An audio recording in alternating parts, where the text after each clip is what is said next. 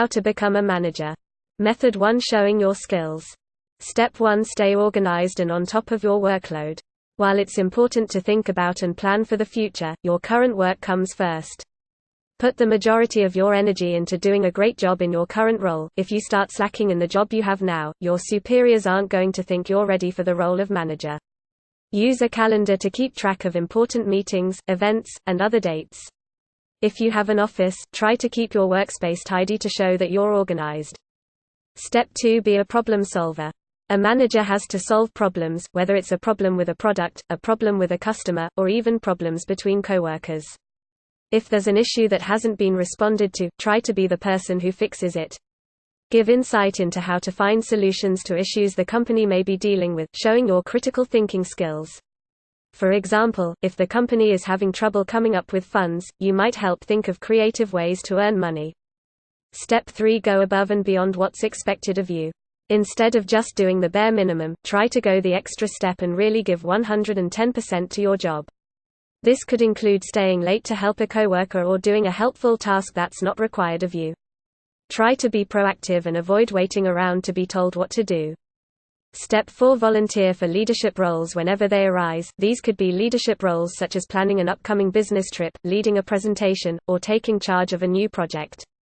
If you see an opportunity to show your leadership skills, try to seize it and do your best work.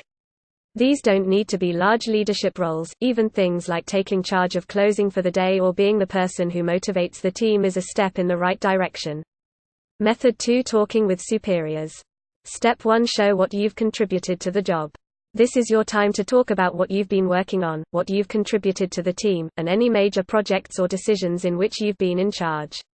Meet with a supervisor to talk about all that you've given to the job, providing examples and numbers when necessary.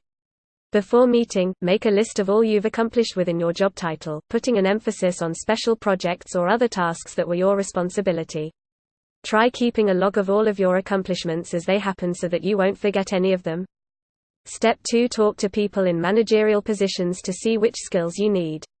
Send a professional email to your current manager asking if they can sit down with you for a few minutes to talk about their job.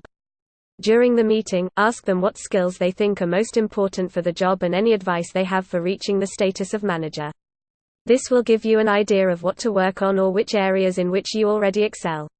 When talking with a superior, try to write down the important skills so that you can refer to the list later if desired. Step 3. Ask for feedback about your current job performance. Not only does this show that you're taking your job seriously and want to improve, but you'll be able to take the feedback and make any necessary changes.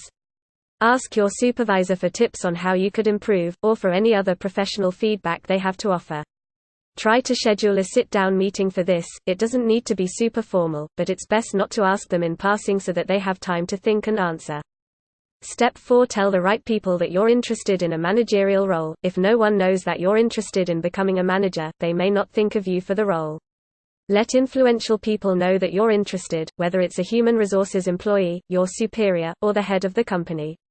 For example, you might tell a superior, "I've heard you're hoping to promote someone to manager soon, and I'd love to be considered for the job." Method 3. Interacting positively with coworkers. Step 1. Communicate strongly and effectively with your team. Show that you're an excellent communicator, responding to all of your emails and phone calls within 24 hours and taking the time to listen to people who come to talk to you. Try to keep your coworkers and boss up to date on any important information so that everyone is on the same page. For example, try to return all of your phone calls within a few hours. Let your coworkers and superiors know what you're working on, keeping them up to date on any problems or successes. Communicating effectively also means being open to other people's ideas and suggestions. Step 2. Maintain a positive relationship with your colleagues. This doesn't mean that everyone in the office or place of work needs to love you, but you do want your coworkers to respect you. Create a relationship with your coworkers built on honesty, professionalism, and respect to show that you work well with others. Speak to your coworkers politely and be respectful of other people's space and time.